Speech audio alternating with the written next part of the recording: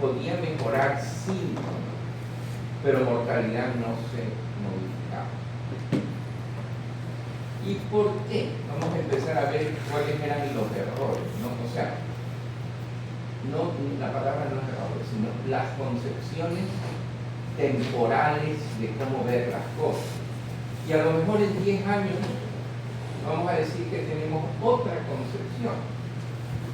Entonces, la idea era, si yo le reduzco primero, ¿cuál es el síntoma que tienen los pacientes con falla cardíaca? Disnea y edema. ¿Y eso a qué se debe? Aumento del volumen. ¿Y cómo manejo el aumento del volumen? La diurética. Y eso va a mejorar las cosas. Mejoraban los síntomas, le dabas diurético, pero no se tenía el concepto de que cuando tú das un diurético y disminuyes el volumen intravascular, activas sistemas neuromorales compensatorios. ¿Ya? Y entonces se van a activar los sistemas, pero la gente decía, no, el problema es que se está ahogando y se está hinchando, diurético. Yo vengo de una familia de cardiólogos, que mi papá, cuando usaban los diuréticos mercuriales, que ya ni se usan, ¿no? Un paciente perdió 13 libras de un día para otro. Ya se imaginan cómo se habrá activado el sistema renina-angiotensina. Y todo el mundo estaba feliz. Y al día siguiente le habían dicho en el Invernasa, guarden todas las botellas de orina, y tenía como 12 botellas, ¿no? Y entonces, qué bien estamos hechos, y se va a morir, ¿sí? Porque la activación del sistema renina-angiotensina y neuromoral va a ser brutal. Entonces dijeron, por aquí no, esto no es la solución del problema, puede ser parte de la solución, pero por ahí no van las cosas. Y vino la segunda concepción, y dijeron, bueno, si el problema es falta de contractilidad, ¿por qué razón no usamos inotrópicos? ¿Ya? Y entonces vino la dioxina, y la dioxina mejoraba las cosas, ¿ya? Pero la dioxina no, básicamente, más que un inotrópico en el largo plazo, es un neuromodulador. Y ya ahora nosotros usamos dioxina muy ocasionalmente. Ya el caballo de batalla para 1984, que yo estudiaba cardiología, era furosemida y dioxina. ¿Ya? Entonces empezaron y alguien empezó a decir, bueno, ¿por qué no usamos milrinone? ¿Y por qué no usamos inotrópicos? Y salió un estudio muy grande con milrinones en falla cardíaca y mejoró la fracción de eyección. Mejoraron los síntomas y los pacientes se murieron más rápido que el placebo. ¿Pero por qué? Porque el problema es que yo estoy estimulando a un órgano que tiene una reserva muy disminuida. ¿Ya? Y yo puedo hacer andar al burro a latigazos o con una zanahoria adelante. ¿Sí me explico? Entonces, no funciona. Hasta que vinieron en la década de los 80, un grupo, ahí estuvo el doctor Kohn y suecos con los beta-bloqueadores, y dijeron, miren, creemos que el problema no solamente va por aquí, sino que hemos visto, un tipo dijo, hemos visto que mientras los niveles de noradrenalina en sangre son más altos, los pacientes se mueren más. Entonces, ¿no será que la activación neuromoral está ocasionando los problemas? ¿Ya? Porque al principio es adaptativo. Si yo tengo bajo gasto cardíaco, la estimulación adrenérgica va a aumentar la contractilidad miocárdica, el sistema renina-angiotensina activado va a hacer que la presión se mantenga, ¿ya? Y el sistema nervioso autónomo también. Pero estos mecanismos que funcionan, por ejemplo, si yo tengo un shock hemorrágico porque me corté una arteria, van a funcionar y son indispensables. Y a nadie que esté sangrando yo le voy a decir, oye, te voy a poner un beta bloqueador, ¿sí me explico? O sea, en el corto plazo pueden ser útiles, pero en el largo plazo producen fenómenos mal adaptativos. ¿Ya? Y esos fenómenos mal adaptativos van haciendo que se haga una remodelación estructural y funcional del corazón. ¿Qué hace angiotensina 2? Pero yo quería solamente entrar con esto y déjenme ver.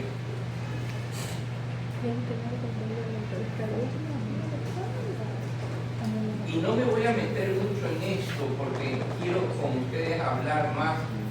Solo son 2 clases de insuficiencia cardíaca, o sea, hay gente que hace un posgrado de insuficiencia cardíaca que se echa 3 años, ¿verdad?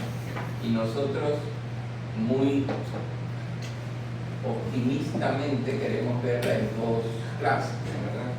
Entonces, yo no voy a hablar mucho de esto porque esto es falla cardíaca aguda, pero sí les voy a mencionar rápidamente que cuando ustedes tienen un paciente en falla cardíaca aguda, esta clasificación es muy importante y es una clasificación clínica. No se necesita grandes medidas invasivas ni nada. Este de aquí yo no sé por qué lo ponen, porque todos aquí estamos calientes y secos. ¿Sí? Esto es lo ideal. ¿Ya? De aquí yo puedo estar, este es el peor, yo puedo estar caliente y húmedo. ¿Qué significa eso? ¿Ya? Que yo estoy manteniendo una buena presión, estoy manteniendo una buena perfusión, estoy manteniendo un buen filtrado glomerular, pero estoy congestivo. ¿Ya? Eso lo voy a enfocar de una forma. Pero ustedes lo... Y Kimball básicamente esto era lo que hacía. ¿Ya? Entonces, señores, viene un paciente en falla cardíaca aguda, ya saben que es falla cardíaca aguda, pónganlo en uno de estos 4 grupos. Obviamente este no va a ser, este afortunadamente es el más frecuente. ¿Ya? Que el paciente llegue caliente y húmedo, congestivo, con buena perfusión. Esto se lo va a tratar de una forma diferente. Aquí yo, frío y seco. El paciente, por ejemplo, viene un infarto del miocardio, frío y seco. ¿Ya? ¿Qué quiere decir? Estoy hipotenso, con mala perfusión, pero mis pulmones no están congestivos. ¿Qué me puede estar faltando? Volumen. Es una posibilidad. Pero estamos en problema. Porque tiene, este está frío, eso quiere decir que está con mala perfusión, está a lo mejor con presión líquido, que tienen 100, pero a expensas de actuación simpática. ¿Sí? Y está húmedo, está congestivo. Si ustedes ven corran a abrirle la bendita arteria, porque realmente en todos hay que hacerlo, pero probablemente este es el más serio de todos. ¿Ya? Entonces, no vamos a hablar mucho de falla cardíaca, y me disculpan porque tengo un montón de cosas que hacer. Habrán algunas diapositivas que iré pasando, porque lo que hice fue no depurar todas mis presentaciones. Pedí que me las pusieran todas juntas y eso va a ser un problema. Esta es una cosa muy importante, que es la clasificación de la New York Heart Association. Ahora, ¿cuál es la gran limitación que tiene la New York Heart Association? Es el médico el que evalúa al paciente. Entonces, usted puede caminar tanto, clase funcional 2. Usted se puede bañar y no puede, clase 3. Y usted se ahoga estando acostado, clase 4. ¿Ya? Sí, pero es el médico el que evalúa las cosas.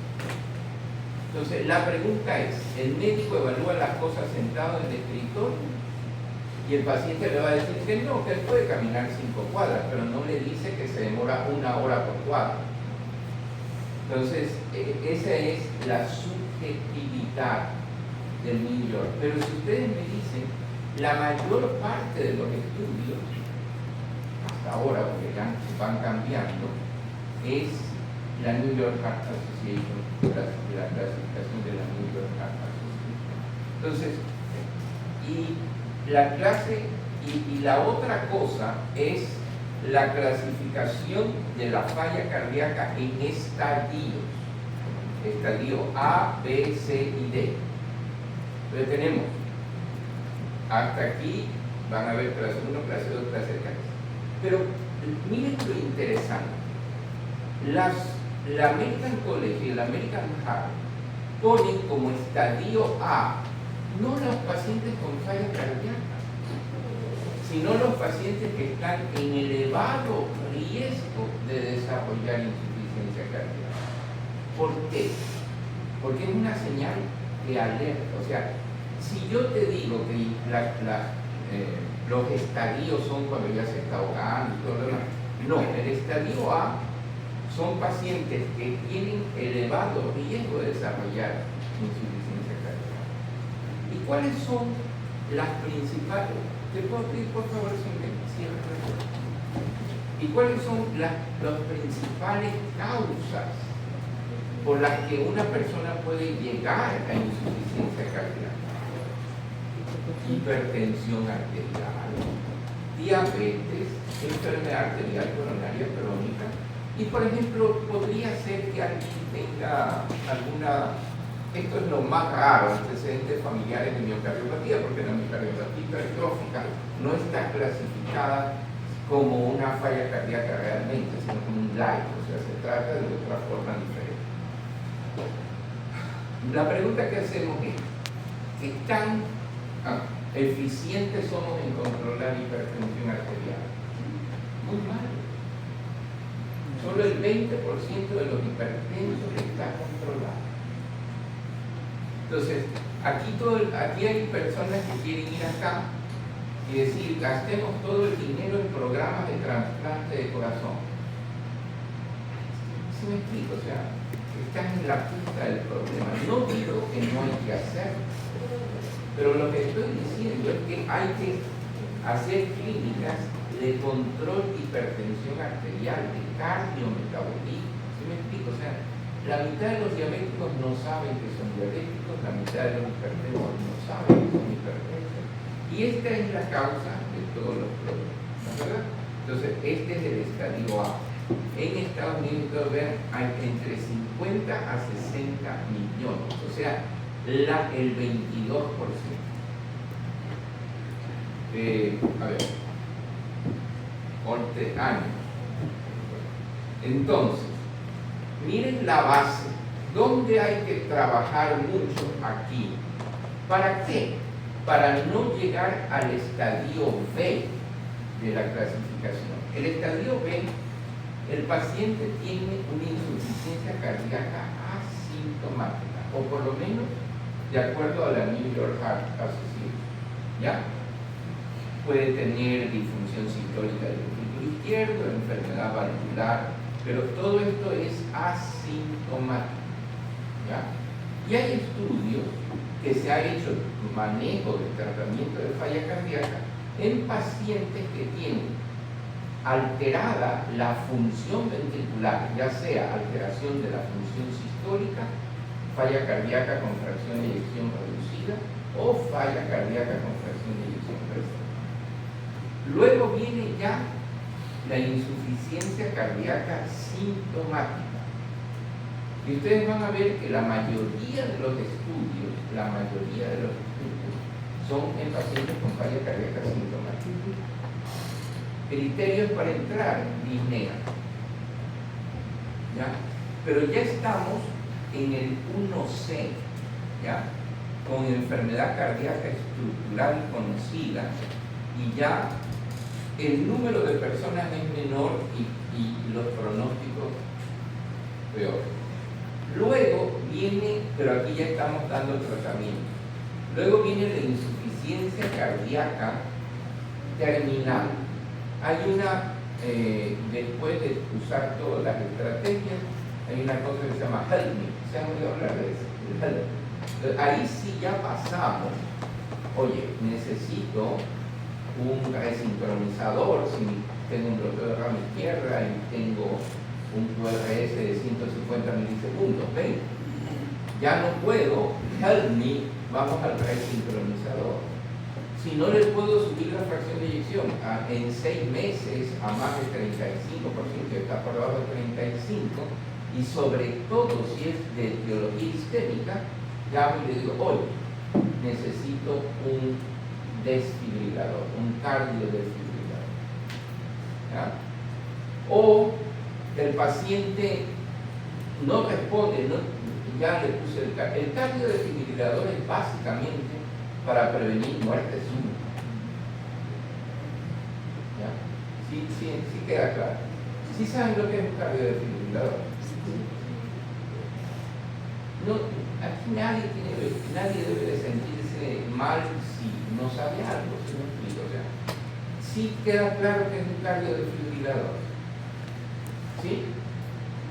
¿De qué? A ver, aquí vamos a una cosa. ¿De qué se muere la gente en falla cardíaca?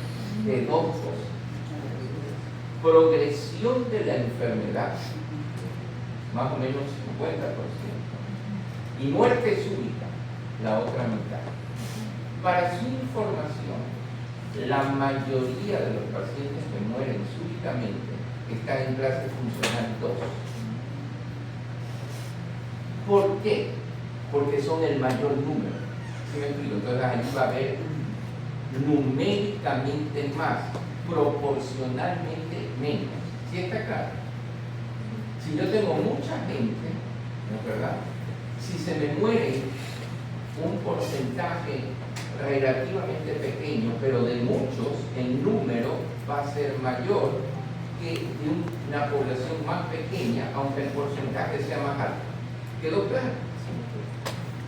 Entonces, si alguien le pregunta, en falla cardíaca, la mayoría de los pacientes que hacen muerte súbita están muy sintomáticos, la respuesta es no. ¿Ya? Y eso lo demostró el paradigma cuando utilizó ARNI versus enalapril. ¿Ya? Los pacientes mejoraban clínicamente algo parecido, pero la muerte súbita fue menor en el brazo de ARNI. Y es muy problemático porque clase 2 es poder hacer la mayor parte de las actividades de la vida. ¿Ya?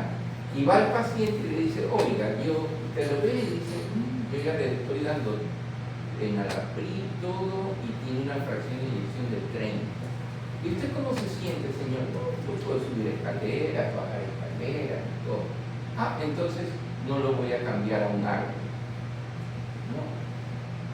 El paradigma demostró que hay una reducción de 20% de eventos adversos mayores si uso un ARNI que si uso un enalapril. ¿Ya?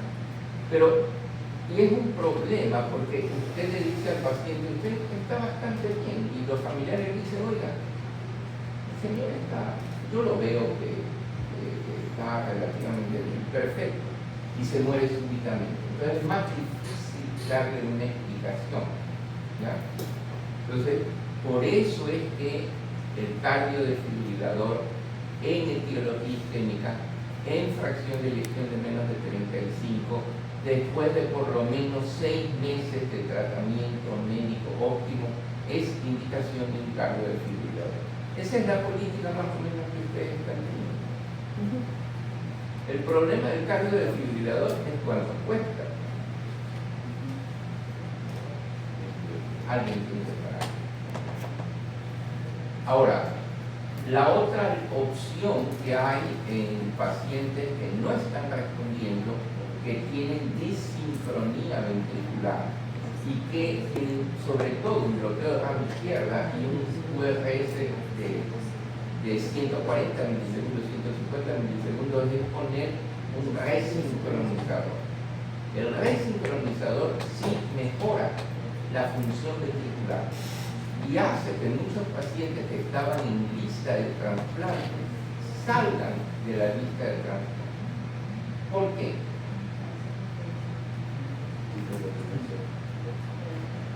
¿Por qué hace eso el sincronizador? ¿Alguien ha tenido pacientes o ha visto pacientes con sincronizador? ¿Qué pasa cuando yo tengo un bloqueo de rama izquierda y un QRS ancho?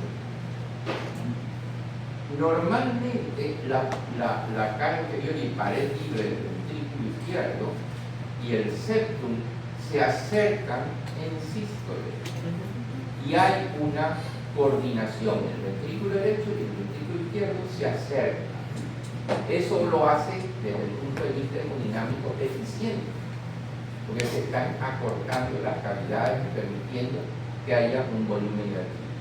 ¿Qué pasa cuando yo tengo un bloqueo de rama izquierda, falla cardíaca y QRS de 150?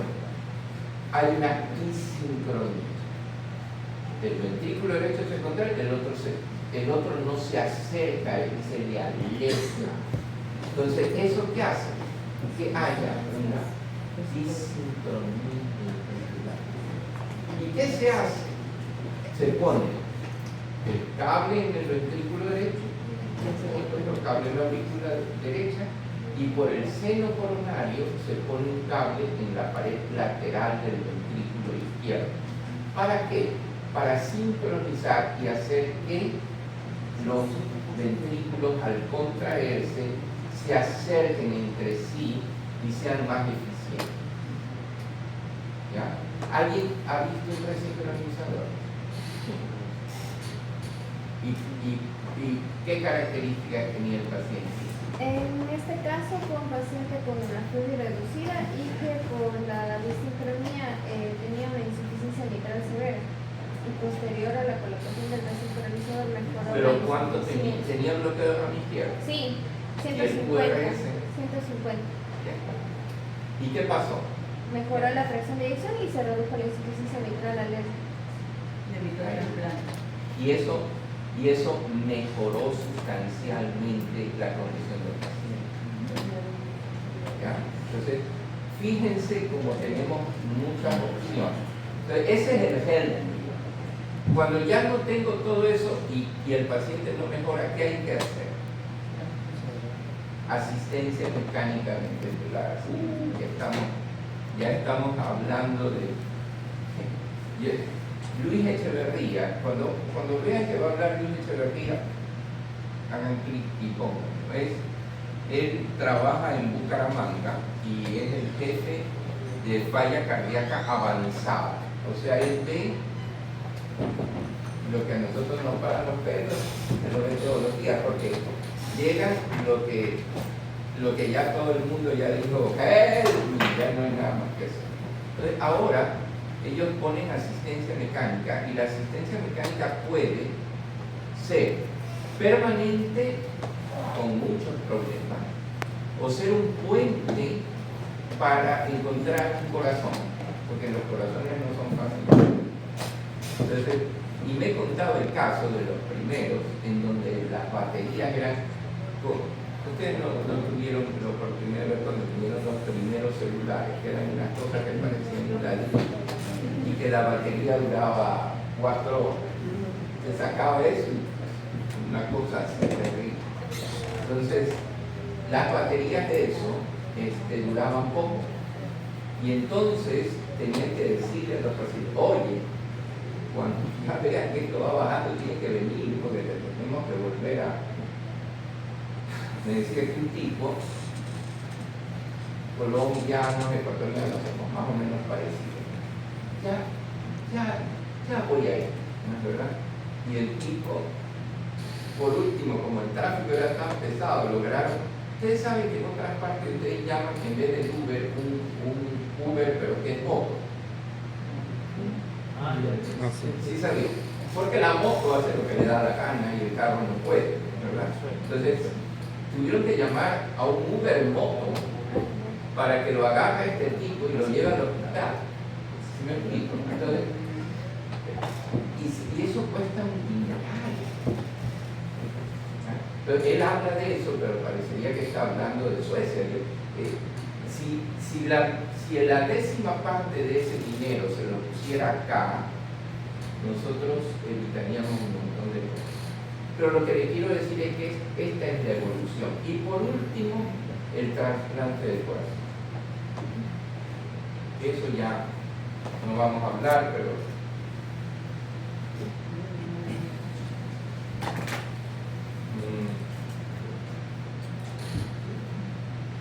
déjenme ir rápido porque realmente hay algunas cosas que son complicadas, pero vamos a ver. Esto me parece importante.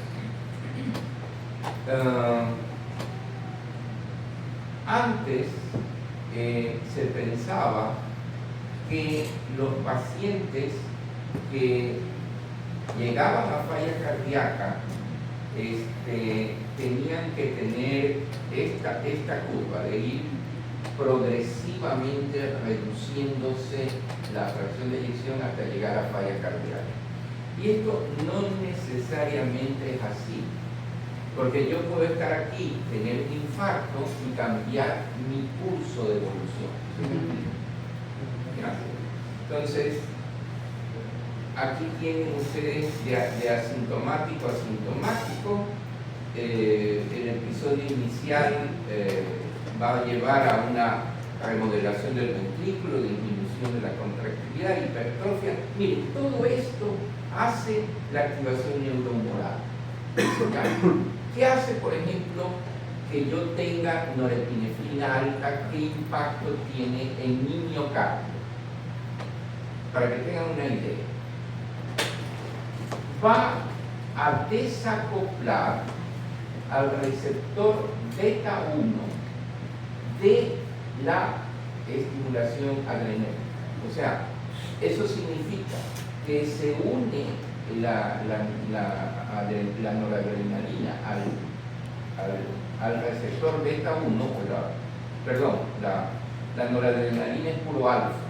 La epinefrina, por ejemplo, que es alfa y beta, se une al receptor beta 1, pero ese receptor beta 1 está desacoplado, de manera que viene la noradrenalina y no la adrenalina y no puede hacer que ese receptor aumente la concentración de la AMP cíclico intracelular. Fíjense lo que hace la estimulación adrenérgica permanente. ¿Qué otra cosa hace la estimulación adrenérgica permanente? Que se desacoplen los receptores rianotínicos. ¿Se acuerdan que hablamos de eso hace unos días? ¿Qué es el receptor rianotínico?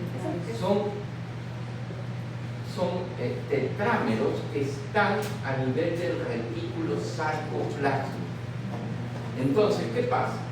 Entra el calcio, cuando está la fase 2 del potencial de acción, y llega a los receptores rianotínicos. Cuando pasa eso, se une el calcio al receptor rianotínico, el retículo sarcoplásmico libera calcio.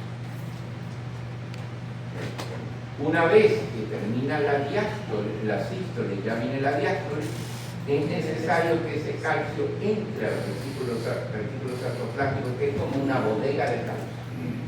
Y lo hace por estimulación de una enzima que se llama cerca. La cerca se activa, recaptura calcio, lo mete y eso permite que las fibras de actina y miosina se separen. Pues, ¿qué hacen la estimulación adrenérgica? Desacopla los receptores rianotínicos y por otro lado permite o inhibe la acción de la cerca. Entonces, no solamente que disminuyo la liberación de calcio para que aumente la contractilidad, sino que disminuyo la recaptación. Tengo un ventrículo rígido y un ventrículo que se contrae menos, como resultado de la activación. Pero ahí no terminan las cosas. La estimulación adrenérgica permanente hace que se regrese al fenotipo fetal de cabezas de miocina, de la actividad de la cabeza de miocina. ¿Sí había oído hablar de eso? Entonces, ¿qué pasa? La ATPasa de miocina no interactúa tan bien y entonces no se forman los puentes cruzados. Entonces la pregunta es, ¿por qué hace esto el organismo? Porque la estimulación adrenérgica está haciendo que una célula que no es capaz de funcionar bien esté trabajando mucho. Entonces se activan los mecanismos contrarregulatorios. Muy bien, yo desacoplo mi receptor, desacoplo mis receptores preanodínicos, me voy a mi fenotipo fetal de actividad de miocina y me fregué porque lo que voy a hacer es que el corazón se haga muy insuficiente, pero me estoy defendiendo de los efectos tóxicos que tiene la estimulación adrenérgica sobre el corazón. Y durante mucho tiempo se dijo que eso era bueno, tener una actividad simpática, porque eso iba a mejorar la contractividad. Hasta que este sueco empezó a ver que los que tenían más noradrenalina se morían más. Y dijo, ¿por qué no usamos beta bloqueador? Ya se imaginan, se le pusieron a todo el mundo los pelos de punta y dijeron, este está más loco que una cabra. ¿No, verdad? ¿Cómo le voy a dar a un insuficiente cardíaco un beta bloqueador que va a disminuir la contractividad del corazón? Una cosa de locura, ¿no es verdad? Y la mayor parte de los estudios que duraban menos de 3 meses no demostraban ningún beneficio, sino empeoramiento. ¿Por qué? Porque no había tiempo para que se acoplen los receptores adrenérgicos, se reacoplen los receptores preanodínicos y cambie el fenotipo de miocina. Lo único que había era un efecto inotrópico negativo. Pero cuando los estudios empezaron a durar más de 6 meses, empezaron a darse cuenta de que los pacientes mejoraban. Y mejoraba la fracción de eyección. Ustedes saben que en falla cardíaca reducida y subrayo reducida, los medicamentos que más mejoran, que mejoran más la fracción de eyección son los beta bloqueadores. ¿Ya? Pero, ¿qué es lo primero que le dicen cuando usen beta bloqueador? Empiecen a dosis bajas y progresivamente vayan llegando a la dosis máxima tolerada. ¿Ya? Si yo empiezo a dosis altas, se va todo al desastre. ¿Ya? Y si quiero llegar siempre en el 100% de los casos a las dosis de los estudios, también tengo problemas. Dosis máximas toleradas, aumentos progresivos de la dosis. Y los beta bloqueadores saben en cuánto redujo la muerte cardiovascular. En todos los estudios con beta bloqueadores, que a lo mejor los vamos a ver. Y me disculpo porque no he podido organizar toda la charla como me hubiera gustado. Es un desastre. Y mira, tengo como ya ni sé cuántas, porque es un montón en manga, etc. Hay un tema apasionante que es de enfermedad coronaria y cáncer. Solo les digo una cosa, así para que ustedes tengan una idea. Los mecanismos generadores de enfermedad coronaria son los mismos mecanismos generadores de cáncer. La estimulación neuroadrenérgica estimula por una serie de cambios complejos la modificación celular que va a cáncer. Y ustedes saben una cosa interesante. Si ustedes tienen un score de calcio, ¿ya?, de alto, tienen riesgo de enfermedad coronaria, pero también tienen riesgo de cáncer. Entonces, esa me toca hablar en agosto. Entonces, por eso no pude organizar todo esto como me hubiera gustado. Pero van siguiendo el hilo de la idea, ¿no? Una vez me tocó dar una y estaba dañado el proyector. Entonces me dijeron, ¿y ahora qué hacemos? Pues nos ponemos atrás, traen un pizarrón y seguimos aquí. No nos queda otra.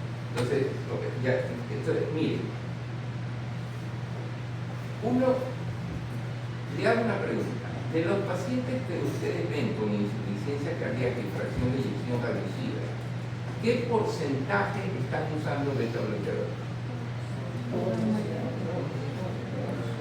Todos están en un súper buen sitio. Ustedes saben que se hizo un estudio en Estados Unidos en donde no solo intervinieron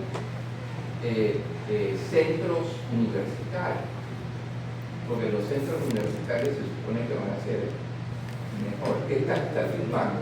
No, no me importa, pero hay veces hacemos aquí bromas, pero y no sigo mucho la secuencia que puedo seguir en acá. Entonces,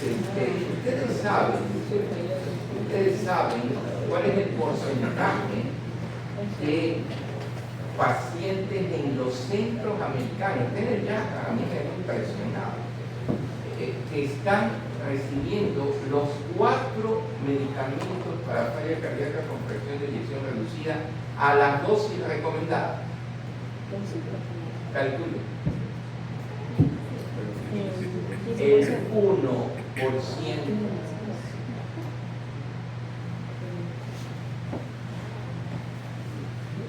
El 1%.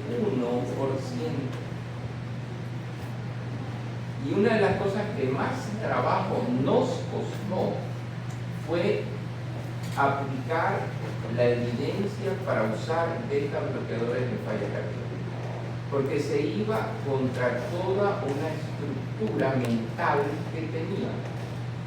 Y teníamos que hacer algo que yo ya les dije que es lo más difícil: desaprender para reaprender.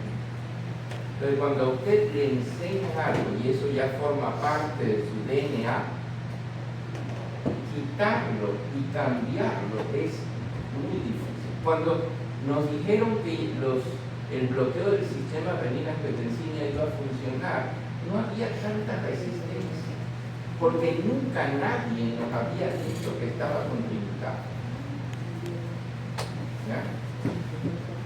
Si ustedes ven, por ejemplo, en el estudio Raleigh, que fue allá por la década de los 90 y pico, ya avanzada la investigación, solo el 30% de los pacientes que debían estar recibiendo beta bloqueadores estaban recibiendo, porque la mayoría de los centros vienen en Estados Unidos. Y díganme la verdad, porque usted parece que usted está en la NASA, porque ¿en qué centro está usted? En el hospital de Ciber. Ya. Porque la mayoría de sus pacientes están en beta bloqueadores. Y la mayoría están en dosis máximas toleradas. Están beta bloqueando la conciencia, ¿no es verdad? Entonces estamos beta bloqueando la conciencia. Cuando me pregunten si yo beta bloqueo a mis pacientes, les digo que sí. Y la siguiente pregunta es: ¿qué dosis?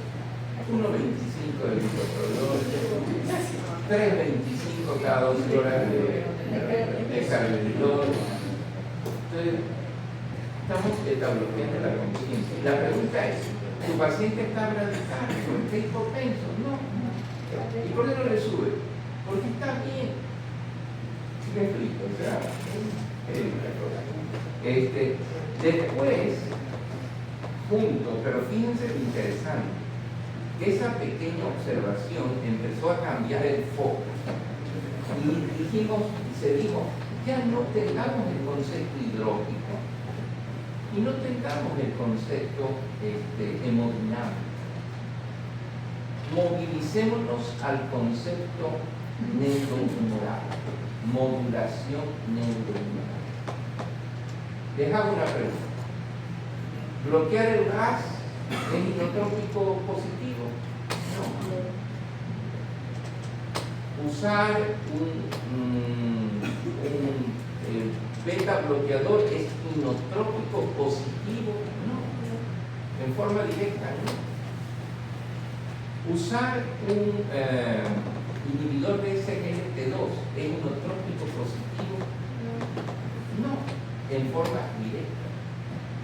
Entonces la pregunta es, tuvimos que cambiar todo, o sea, nos cambiaron las bases.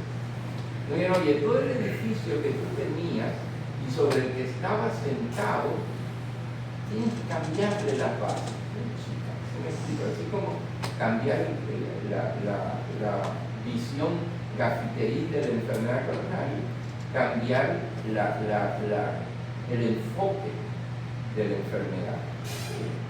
Como yo les hablo de fisiopatología, después vamos a ver qué figuras nos pueden ayudar. Y más o menos al mismo tiempo que se introducía este concepto del beta bloqueo, apareció el concepto de bloquear el sistema renina-angiotensina. ¿Y por qué cuáles eran las bases para eso?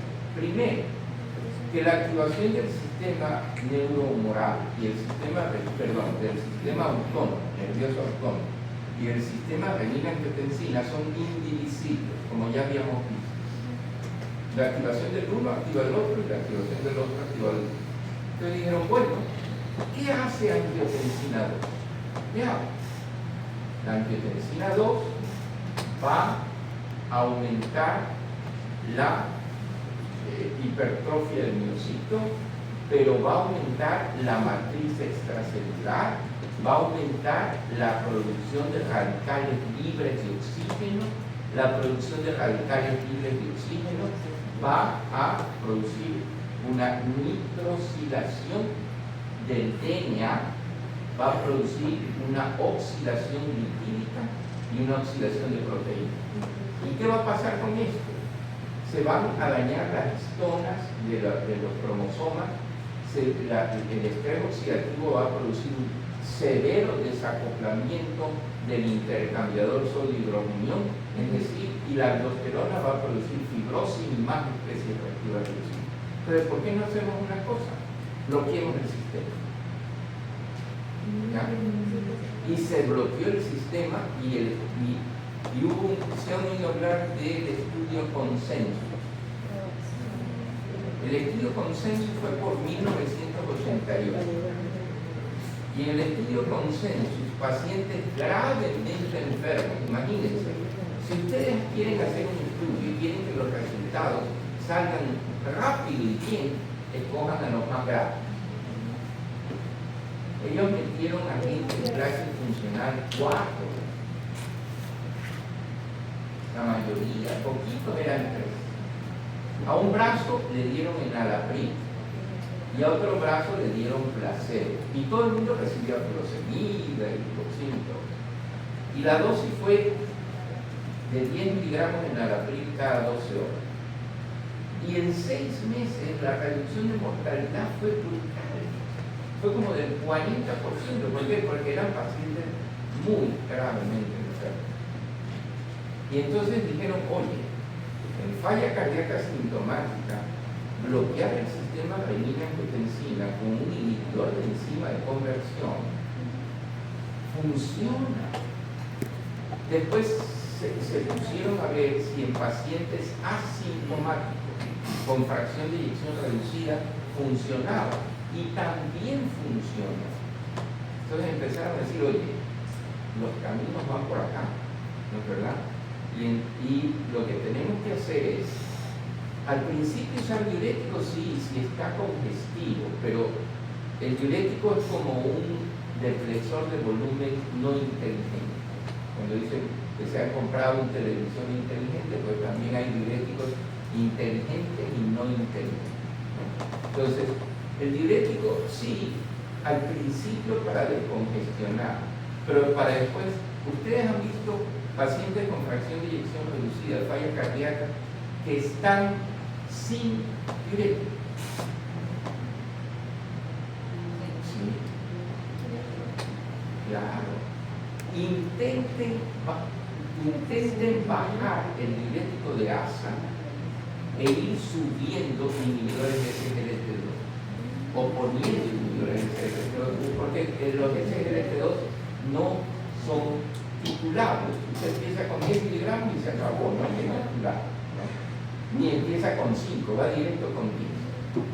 ¿Y qué es lo que hacen los inhibidores de SGLT2?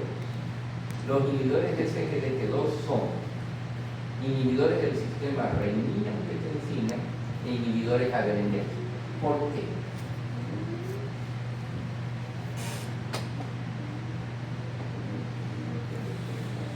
Es bien interesante.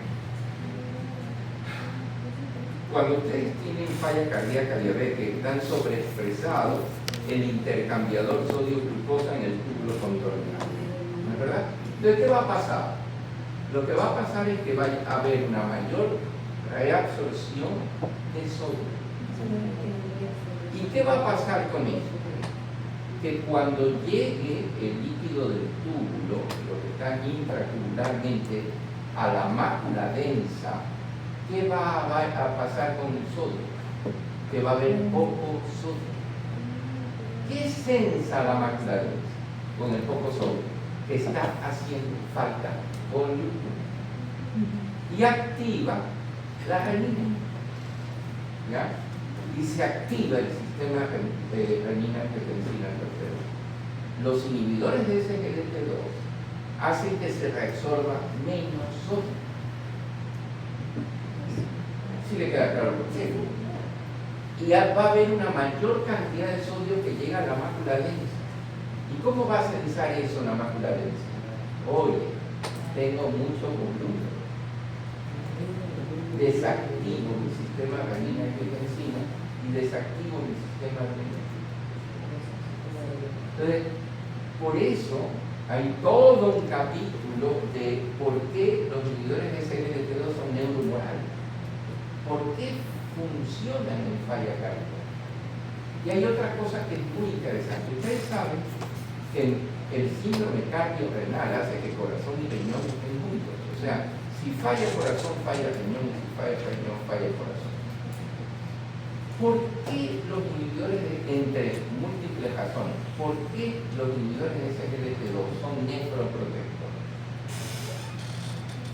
Ya han oído que se usa en falla renal y todo lo que ustedes quieren. Uno de los varios mecanismos, hay 14 mecanismos por los cuales funciona el corazón.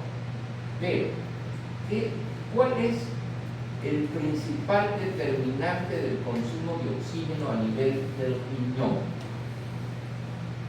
La reabsorción de sodio. Eso es lo que más consume oxígeno del riñón, y el riñón en falla cardíaca es un riñón isquémico. Si yo disminuyo la reabsorción de sodio, yo voy a disminuir el consumo renal de oxígeno. ¿Y eso qué va a hacer? Que mi riñón esté menos isquémico. ¿Y qué pasa cuando el riñón está isquémico? Otra vez se activa la mácula densa y el riñón isquémico tiene receptores aferentes del sistema nervioso simpático. Se activan esos receptores aferentes, llegan al centro vasomotor y aumenta el flujo simpático eferente.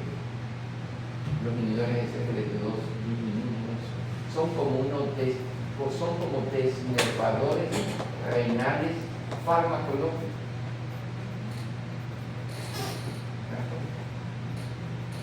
Entonces, empezamos a ver que bloquear al sistema renina-angiotensina es importante. Y ya que me metí con los inhibidores de SGLT2, que ustedes saben que ahora es piedra angular, ¿por qué los inhibidores de SGLT2, además de modular el sistema simpático y el sistema renina-angiotensina, tienen efectos cardiovasculares positivos? ¿Por qué?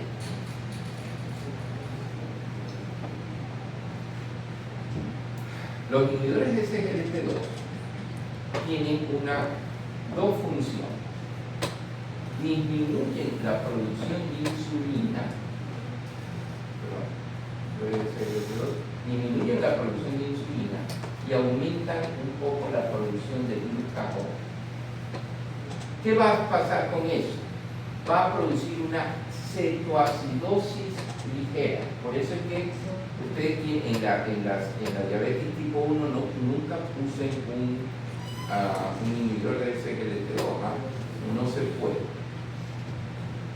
Entonces, ¿qué pasa con esos ácidos grasos? Uno de esos ácidos grasos es el ácido beta-hidroxilipídico. Se han oído hablar de ese, se llama el supercombustible. Entonces, ese ácido beta-hidroxilipídico es un sustrato para que la célula miocárdica produzca ATP, que lo hace más eficiente, porque produce más ATP con menos consumo miocárdico de oxígeno. Esa es una de las razones.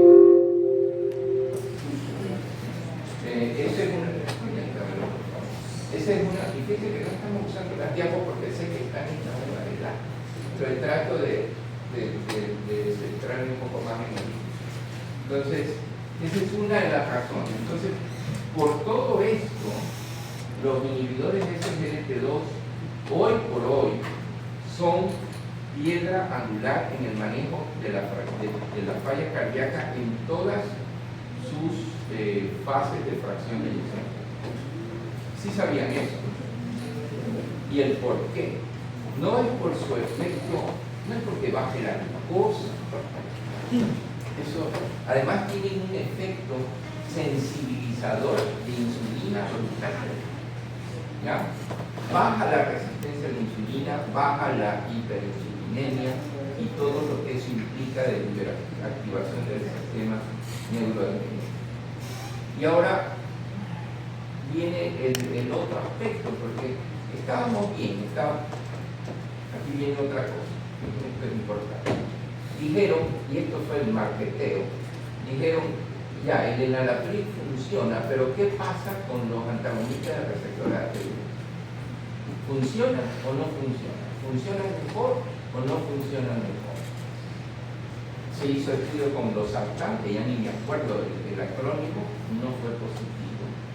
Se hizo estudio con valsartán, la mortalidad fue igual, pero las hospitalizaciones fueron menores. Ojo, esa premisa manténganla ahí por lo que vamos a ver. Después, ¿qué observaron? Observaron que los pacientes que tenían concentraciones más altas de péptidos natriuréticos se morían más. ¿Ya? Entonces dijeron, y aquí viene una cosa que parece contradictoria. Entonces dijeron, el doctor Milton Packer, hace años, dijo, yo voy a modular el sistema de las hormonas antidiuréticas, del sistema natriurético. Y utilizó, el estudio se llama OverQ, y en el estudio OverQ él hizo una cosa que fue para él mala suerte. Él dijo, voy a comparar al famoso enalapril con enalapril con el omapatrilal. ¿Qué es el omapatrilal? Es como un ARB, pero es un inhibidor ECA más un inhibidor de la degradación de neproexida, ¿sí? Entonces, ¿cuál fue el problema? El problema es que el omapatrilal aumentaba los niveles de bradicinina y los IECA aumentaban los niveles de bradicinina. ¿Y qué les pasó a los pacientes? Angioedema. Y no salió al mercado. Bristol Myers Squibb tuvo un serio revés. Vino él años después, porque ya todo el mundo dijo, no, nos metamos con los péptidos natriuréticos, nos fue muy mal, esto fue terrible, así es la vida. Pasaron los años y el mismo grupo dice, cometimos un error. Debimos haber utilizado no un IECA, sino un ARB. ¿En base a qué? Al estudio que dijo que valsartán era exacto. Entonces nos basamos en algo y lo vamos a combinar con el inhibidor de sacudido. Bingo. ¿Por qué? Porque ahí no hay inhibidor. Porque el antagonista del receptor AT1 no aumenta, no altera los niveles de bradycardia como si lo hacen los inhibidores. Si algo no queda claro, me van diciendo, porque acepto que está un poco desordenada la explicación. Entonces, vinieron los estudios, el estudio Paradigma, y comparó enalapril más placebo versus valsartán más sacubitril.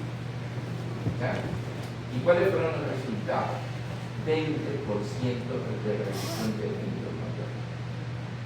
Por eso es que no hay razón. Ustedes, la gente de Tecnofarma hizo una reunión y me pidió que yo hable específicamente de ARNI, y yo pedí que inviten residentes. ¿Al que usted fue? Sí, en el hotel Sheraton. Ahí hablamos como una hora de otra cosa. Y por eso es que en este momento no hay razón para no escoger un ARNI sobre un IECA. ¿Ya? ¿Qué tan frecuentemente están usando ARNI en el manejo de la falla cardíaca con fracción de eyección reducida?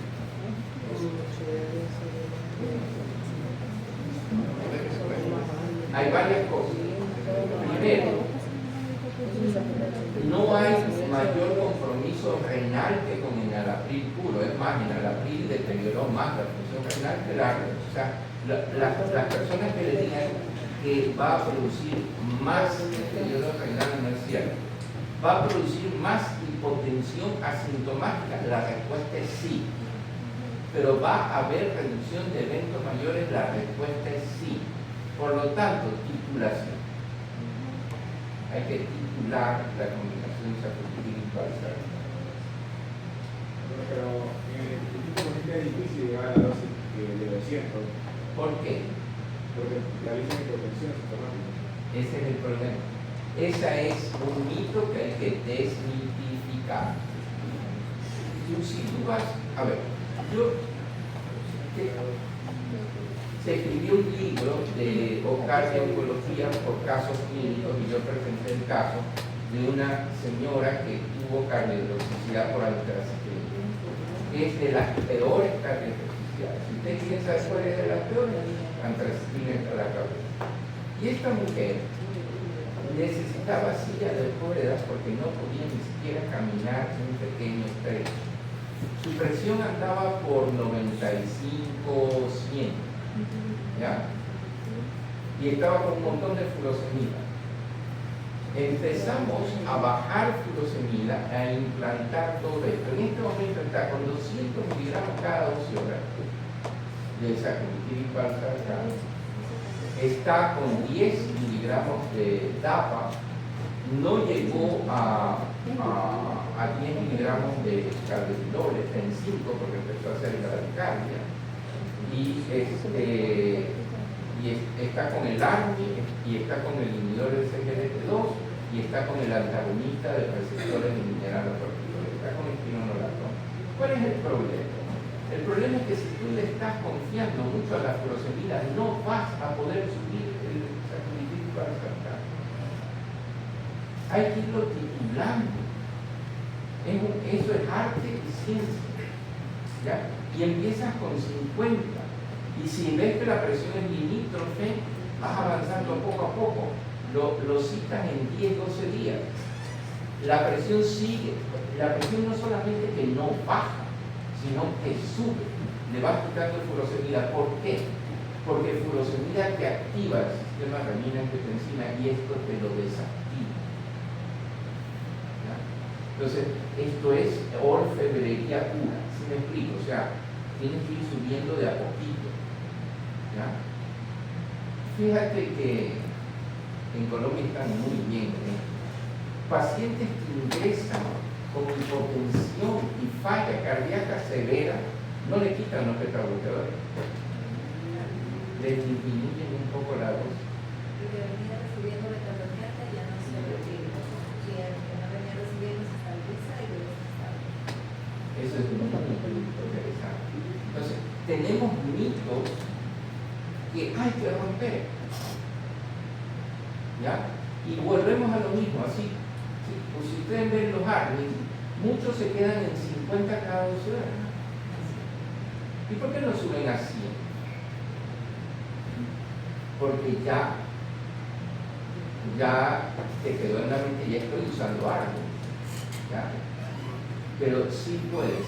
Hay veces que tienes que quedar en 100 cada 12 horas. Pero sí puedes, en la mayoría de los casos. Anda a ver el estudio de paradigma. ¿Cuál fue la dosis promedio? Fue casi de 200. ¿Por qué? Porque hay un grupo de gente que lo está siguiendo y mientras más diurético le des de hacha, menos posibilidad de subir la dosis baja de él. La otra cosa, mucho ojo, porque la gente le duele la cabeza y le dan un antiinflamatorio no esteroideo. Eso es un veneno. ¿Sí me explico? Si ustedes quieren que alguien viole en falla cardíaca, tienen un antiinflamatorio no esteroideo. ¿Y cuántas veces estos pacientes por ellos mismos se toman su naproxeno? Entonces, sí. Ahora, les hago la siguiente pregunta, y después vemos qué podemos sacar de todo esto.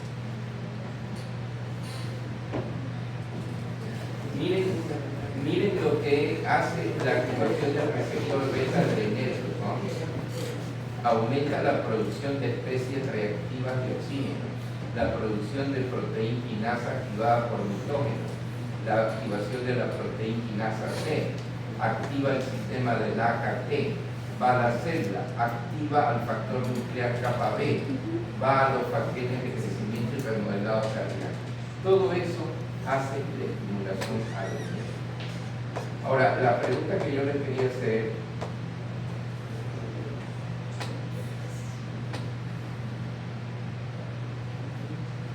por acá anda la verdad, no hay orden aquí, podrían decir que soy una calamidad, pero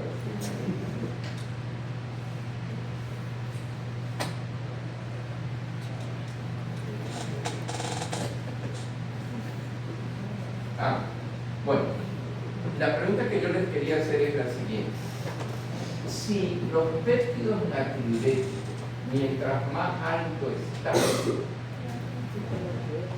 predicen mayor mortalidad, ¿por qué usar un ARNI que va a bloquear o a suprimir la nefredicina, que es un degradador de péptidos natriuréticos, mejora la mortalidad? Es un contrasentido. Aquí viene la cosa. Cuando ustedes miden los péptidos natriuréticos, ustedes saben que los péptidos natriuréticos son una familia inmensa: Pre, Pro, BNP, NT, Pro, BNP, el ANP, son una familia inmensa que comparten antígenos. ¿Ya? Entonces, ¿qué pasa? Cuando yo los mido en laboratorio, los estoy midiendo por radioinmunoensayo. Y el radioinmunoensayo lo que está es buscando anticuerpos y está midiendo realmente, sí, no estoy midiendo NT, estoy midiendo BNP, sí, pero estoy midiendo todas las isoformas.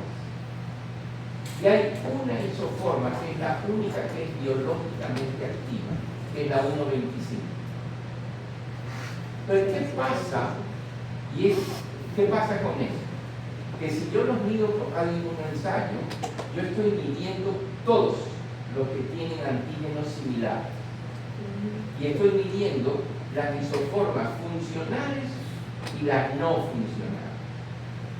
Entonces, ¿sabes lo que hicieron en la clínica Mayo? Dijeron, vamos a hacer una cosa, vamos a medir pérdidas natriuréticos, pero por espectrometría de masas, ya no por radioinmunoensayo. Y entonces ahí sí por masas yo voy a ver todas las isoformas. ¿Y saben por dónde andaban las concentraciones del 1,25? En el piso. Entonces, todas esas péptidos natriuréticos que uno dice, uy, tiene 1000 DNT por BNP, este se va a morir más. Y yo le voy a dar un arma. ¿Y qué va a hacer el arma? Va a subir los péptidos natriuréticos. Entonces lo quieren matar. ¿Sí me explico? Si altos matan, ¿por qué quiere subirlos? ¿Ya?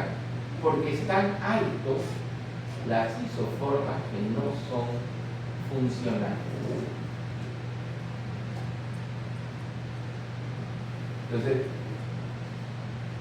y esto es muy interesante, alguna vez, porque en esos congresos europeos de cardiología, dice, quiere reunirse con los expertos, una reunión, inscríbase para ver si por lo menos alguien en alguna silla de algún lado lo sienta, ¿no? Entonces, ahí hablamos de esto con Mark Murray es un monstruo de eso. Y yo te dije que si ellos habían guardado el suero de los pacientes del paradigma, ¿ya? Porque sería muy interesante por muestreo ver cómo estaba la espectrometría de masa de ellos y ver si coincidía con lo de la clínica Mayo. Y lo más importante, cuando ya mejoraron, si eso se remodeló y el 1,25 habrá subido más, ¿qué es lo más probable? ¿Sí? Entonces, con esto hemos sentado en una forma más de conversatorio que de clase una visión de cómo debemos o cómo ha sido vista la falla cardíaca con fracción de eyección reducida, pasando por el concepto hidrólogos, el concepto hemodinámico y el concepto neurohumoral. Y les hago una pregunta. En los 4 pilares del manejo de la falla cardíaca, ¿está la furosemida? No. ¿Está la digoxina? No.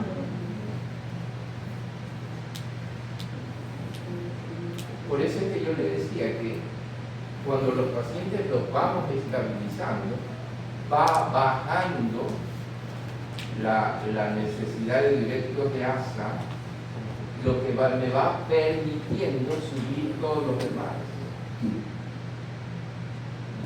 Y tenemos esa señora que les digo que tenía 20, se los voy a traer, porque ustedes van a creer que los estoy cuenteando.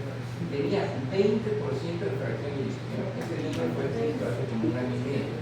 ¿Ya? ¿Saben cuánto tiene de fracción de eyección? 60. Con la misma máquina y el mismo operador. ¿Ya? ¿Saben qué? La señora se tuvo que someter a una histerectomía por sangrado de mioma, y quién se eso de la histerectomía. Y lo toleró perfectamente bien. ¿Sí me explico? O sea, una cosa de loco. Y me decía, yo doctor, ya qué silla de ruedas, yo ya cargo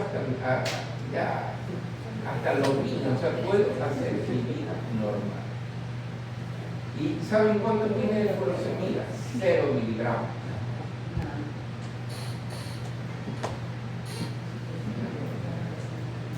Sí. Una pregunta. O sea, dentro del tratamiento pilar del ARNI, lo que pasa, yo creo que más por el final aquí que estoy tratando yo sería el de Seibo. Me vas a hablar de la plata.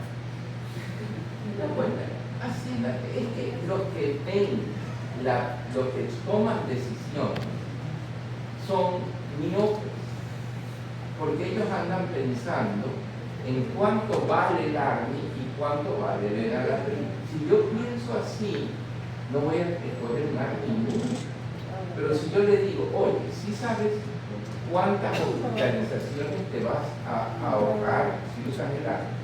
¿Sabes cuánto te van a costar hospitalización. ¿Sabes cuántos pacientes vas a sacar de lista de trasplante? Me imagino que tu hospital ni la ver. Entonces, la pregunta es, no se puede pensar en cuánto cuesta esta pastilla y cuánto cuesta esta pastilla. Hay unos estudios que se llaman de farmacoeconomía, que es cuánto gasto yo en falla cardíaca con todo lo que eso tiene que ver. ¿Cómo se llama?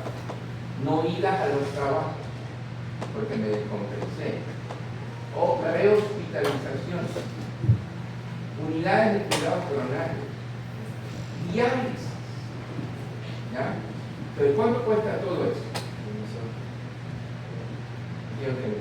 ¿Y cuánto vale el ARNI?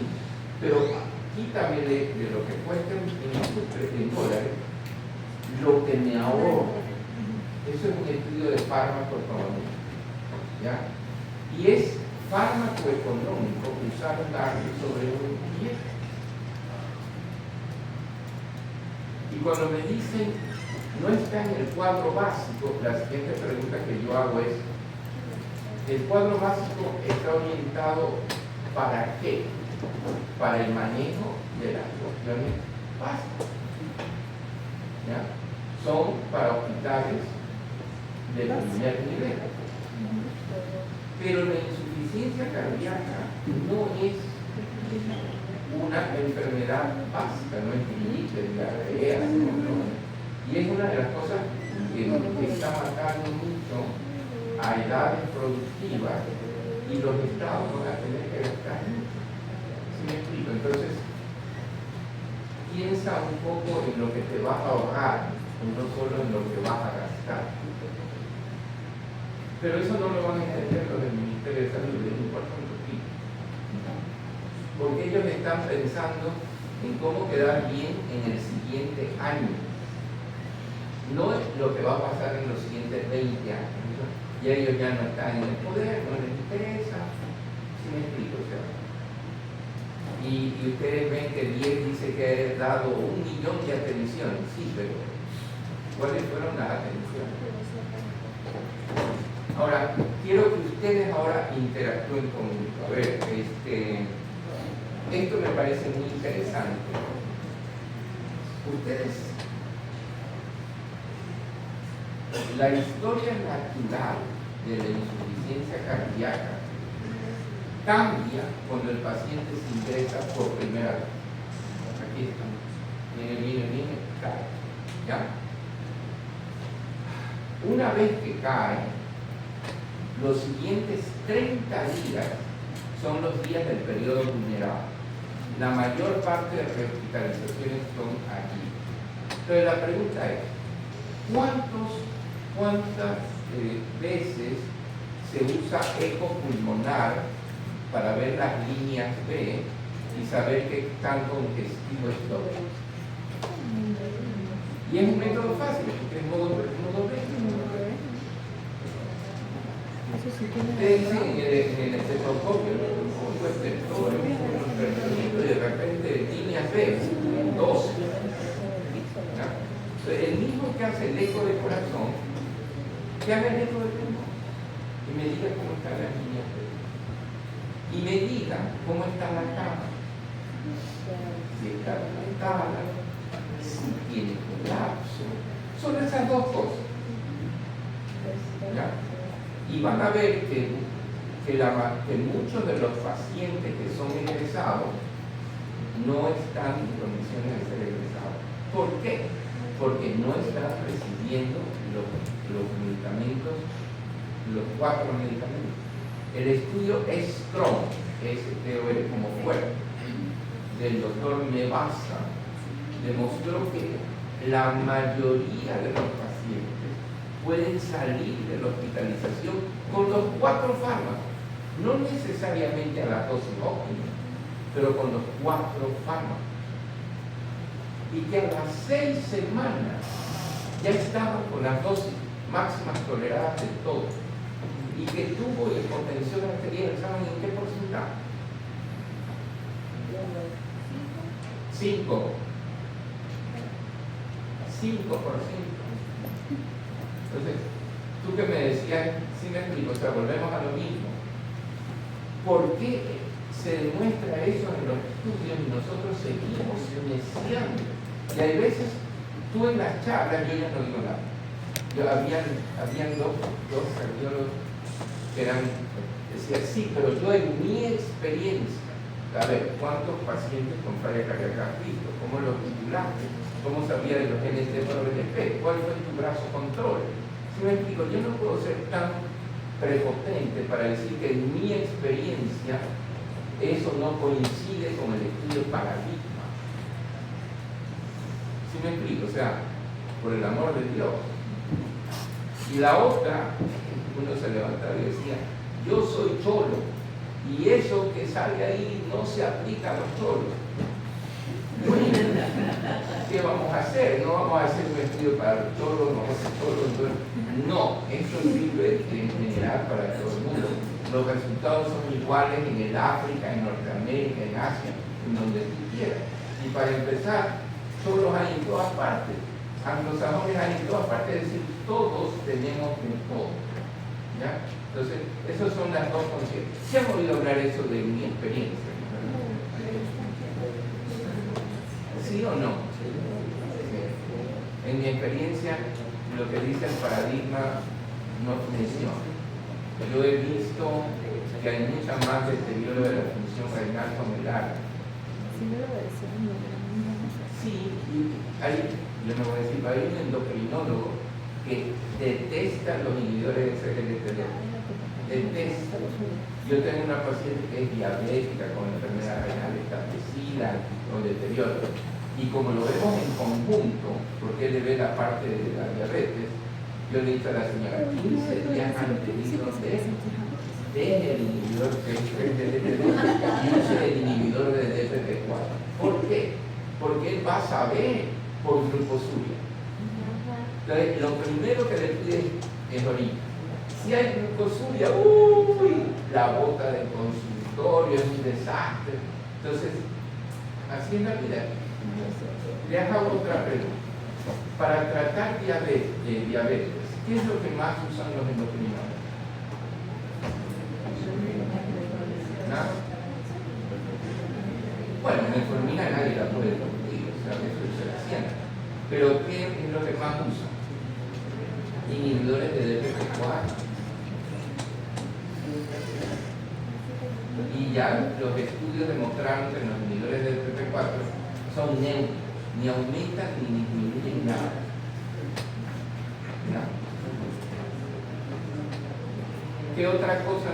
Díganme de lo que ustedes ven para controlar.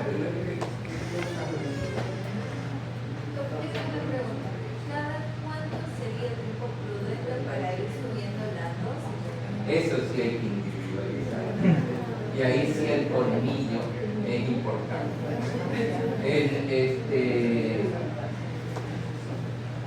Hay pacientes y pacientes. Pero usted cítelo al principio, a la semana de hacer los casos. Y ya va a ver quién le va a ir mal y quién le va a ir bien. ¿Ya?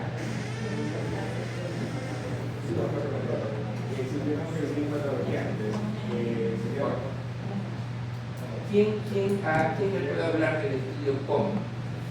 Fue el único que comparó un beta bloqueador contra otro.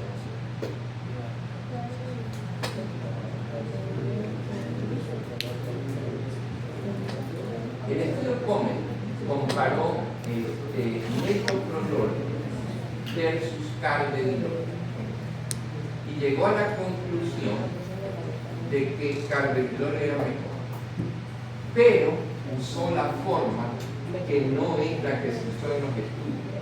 Hay una isoforma de metoprolol que es el tartrato y el succinato. El que se debe usar es el succinato de metoprolol. El estudio COME usó tartrato de metoprolol, no es lo mismo. Hay 3 betabloqueadores aprobados para falla cardíaca: metoprolol, carvedilol y bisoprolol. Y para de contar. El estudio similar usó nebivolol, metió preservada reducida, lo que ustedes quieran, en gente añosa, y no demostró reducción de mortalidad. Por lo tanto, cualquiera que ustedes vean las guías de los 3 metabloqueadores se pueden usar en falla cardíaca. ¿Cuál es el que más ustedes ven usar? Pero isoprolol demostró lo mismo. Los americanos usan mucho metoprolol. Los europeos usan mucho isoprolol.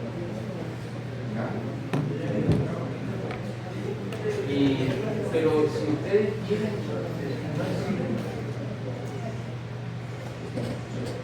los 3 tienen estudios. No, el atenolol, no hay ni un estudio con atenolol. Y con nebivolol pasó. ¿Me querías decir algo? Sí. Por ejemplo, lo del estudio Strong yo no sabía, pero yo creo que hay muchas diferencias en tratamientos que hay, que yo siempre me pregunté desde que entré en internet a posgrado, porque todos explican diferente los 4 pilares. Es que, por ejemplo, en la última guía de insuficiencia cardíaca no menciona cómo instaurarlos. En cambio dice que tienes que instaurarlas de forma individualizada.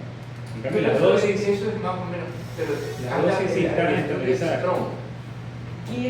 ¿Quién te da las pautas de las guías, los estudios? Los estudios, claro, pero no está en la última guía. Porque las guías se demoran un tiempazo en activarse. Recién acaban de aprobar la finerenona. Recién. El estudio fue presentado hace un año. Ahora, la pregunta es, encontremos errores en la metodología del Strong para decir, por esta razón no voy a aplicarla. ¿No? Uno puede ser que al alta ellos hacen el seguimiento a los pacientes basándose en el NT-proBNP Por supuesto. y en las complicaciones de los fármacos, que era el aumento del potasio por la espironolactona y la hipotensión. Pero en este caso ellos medían el NT-proBNP y si es que alguno de los pacientes tiene más de 1500, lo que hacían es darle furosemida. Volvemos a lo mismo. Mire, el NT-proBNP, que hemos hablado de eso, es un marcador de cómo va la hemodinámica del corazón. Mientras más presión diastólica final, más NT-proBNP. Yo no les digo que los diuréticos de ASA no se deban usar. Si yo estoy congestivo y ahogándome, lo voy a usar. Pero hay un estudio que se llama el estudio Impulse.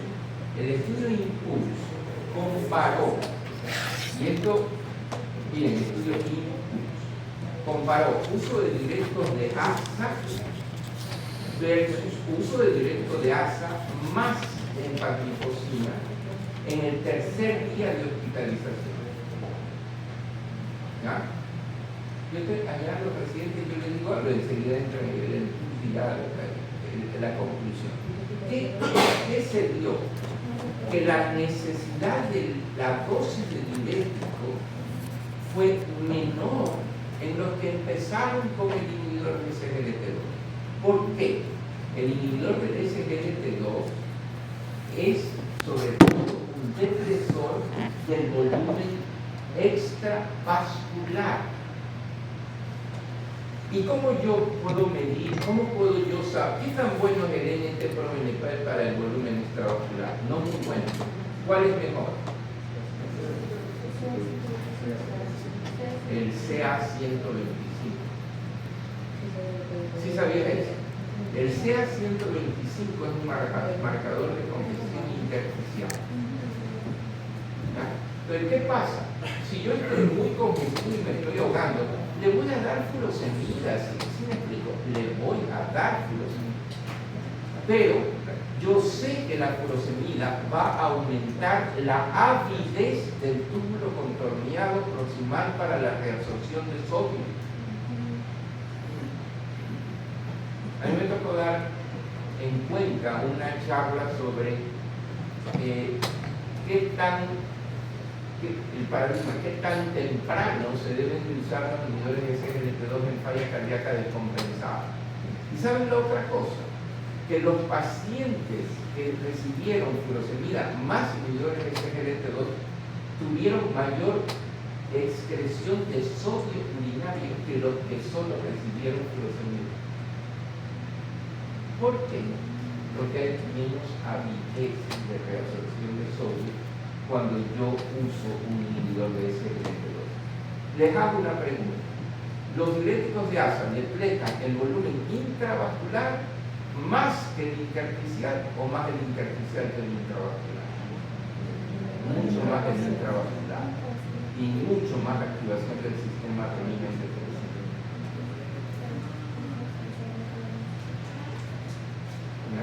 Entonces, yo no digo que no hay que usar furosemida, y si el paciente se usa, pero traten de ir pronto, viendo cómo está el NT-proBNP y tratando de bajar furo y poner ARNIs y inhibidores de SGLT2. Otra cosa también de ese estudio es que como se hizo hace tiempo, No tanto.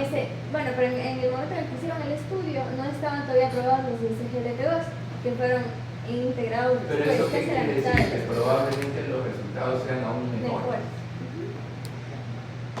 Y eso pasa siempre. En el estudio Victoria, que ya no tenemos ese medicamento, ¿se acuerdan de este inhibidor del guanilato del GNP cíclico? Que lo trajo Valle y fue por poco tiempo. Solo el 4% de los pacientes estaban con inhibidores de GNP2. ¿Sí me explico? Pero así son estos estudios. Pero el Strong es un estudio que le da mucha fuerza a la utilización temprana. Y si ustedes van a cualquier, en Belgrado, que ahora, a mí me encanta ir al Congreso Europeo de Falla Cardíaca, son todos los martes. Ahora fue en Belgrado ni vaya, es una ciudad fea, como ciudades feas, es todo lo que es detrás de la cortina de hierro, si alguien quiere ver qué es el socialismo del siglo XXI, vaya a la Europa detrás de la ex cortina de hierro. Y ahí hablaron de todas estas cosas que se hacen en los archivos. Es impresionante la cantidad de información que hay. La pregunta del millón va a ser: para falla cardíaca preservada, la finerenone funcionó bien. Para falla cardíaca reducida, en el estudio RALES, espironolactona funcionó bien. ¿Habrá alguien que decida comparar espironolactona con finerenone en falla cardíaca reducida? No. ¿Saben por qué? Porque va a requerir mucha inversión y mucho tiempo, y eso no lo va a hacer nadie. Porque los dos son buenos, entonces para encontrar diferencias se van a... Pero a mí me dan unas ganas en falla cardíaca reducida poner finerenone, pero no, pero yo sí creo que es una muy lógica observación.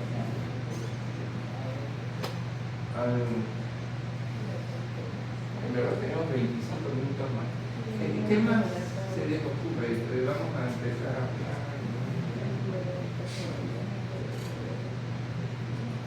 Porque la siguiente, que sí la tengo un poco más organizada, es con fracción de eyección preservada. Pero eso creo que sería un empacho de información si nos conectamos ahorita, porque esa es una enfermedad diferente. Solamente como una introducción de lo que vamos a ver después. Los beta bloqueadores no funcionaron en falla cardíaca preservada. Los ARNIs no funcionaron en falla cardíaca preservada. Entonces, ¿qué era lo que estaba pasando? ¿Es la falla cardíaca una enfermedad principalmente de descontrol neurohumoral?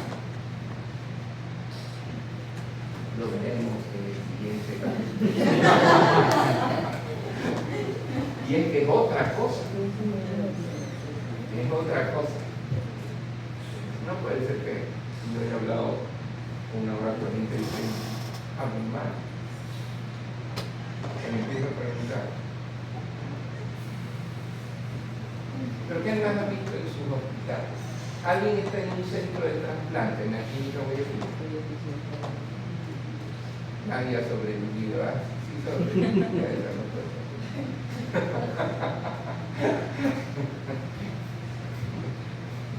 Intolerancia es fuerte. ¿Has visto algún trasplante? No, a la señora no estamos. No, en el postoperatorio. ¿Cuánto? ¿Cuánto? ¿Cuántos pacientes consultaron? En el año que ya tenemos por lo menos unos 5 o 6. ¿Se dan cuenta? La pregunta del millón es, ¿cuánto invertiste? Porque tenemos un equipo de trasplantes para tratar 5 pacientes. ¿Sí me explico? Eso es como andar con corbata de gato y sin calzoncillo. Yo digo así, o sea, estamos en Guayaquil, Ecuador. Él me dice que no hay para alojarme. Otros me dicen que no hay eco con el ser, que el centro BNP, quién sabe. Y en este mismo sitio estamos gastando un dineral en un proyecto de trasplante para trasplantar 5 personas en un año. ¿Saben para qué es eso? Para que está bien, para que le pongan varias medallas que digan yo estuve en trasplante. El trasplante de 5 personas en una sociedad de 17 millones de personas y discutiendo que no hay plata para el año. ¿Y quién paga eso? El Seguro Social. Le da para eso, pero no para el año.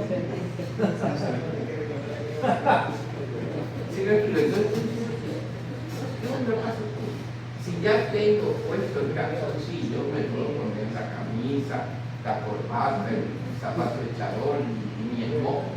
Eso podrá, pero si no tengo puesto el calzoncillo, una ridiculez que me ponga la corbata delante,